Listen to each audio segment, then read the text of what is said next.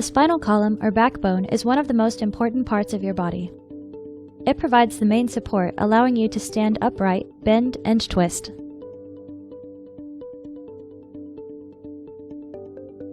"33 individual bones interlock with each other to form the spinal column. The vertebrae are numbered and divided into regions. C1 through C7 cervical vertebrae form your neck, support your head and neck, and allow you to nod and shake your head. T1 through T12 thoracic, that's the 12 vertebrae that are joined by ribs to form your rib cage. L1 through L5 lumbar, your 5 sturdy lumbar vertebrae carry most of the weight of your upper body and provide a stable center of gravity when you move. 5 vertebrae of the sacrum and 4 of the coccyx are fused. It makes up the back wall of your pelvis. Between each of the movable vertebrae is located the intervertebral disc. Intervertebral discs consist of a thick outer layer with a crisscrossing fibrous structure, annulus, that surrounds the soft, gel-like center, the nucleus. Discs function like shock-absorbing springs.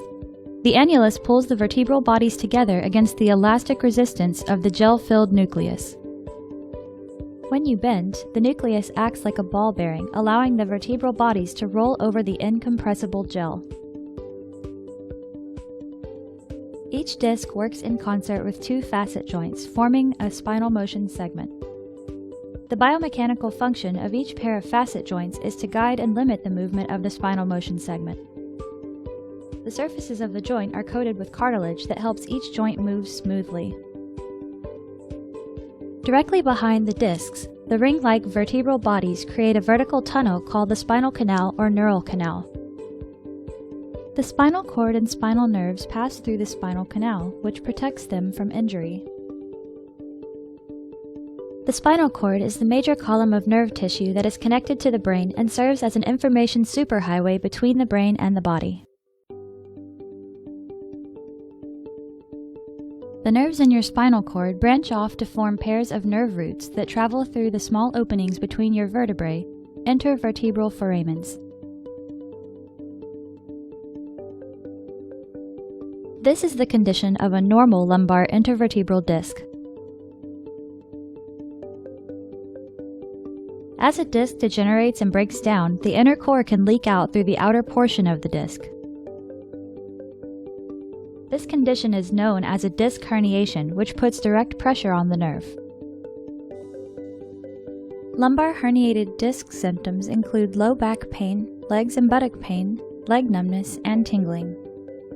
Endoscopic lumbar discectomy is a minimally invasive procedure for treating lumbar herniated disc. First, a thin guide wire is placed under X-ray control down to the involved level of the spine. A tapered dilator is inserted over the guide wire. A small tube is inserted over the dilator to create a portal to the herniated disc. The endoscope is placed through the tube and the discectomy is performed. Using special instruments, your surgeon can now microsurgically remove the herniation, thereby relieving nerve root compression. The incision is closed with a stitch or 2 and the procedure is complete. Advantages of endoscopic lumbar discectomy include the following: minimally invasive, short recovery, high success rates, minimal to no blood loss, preservation of spinal mobility, small incision and minimal scar tissue formation. Patients are typically able to go home in a few hours.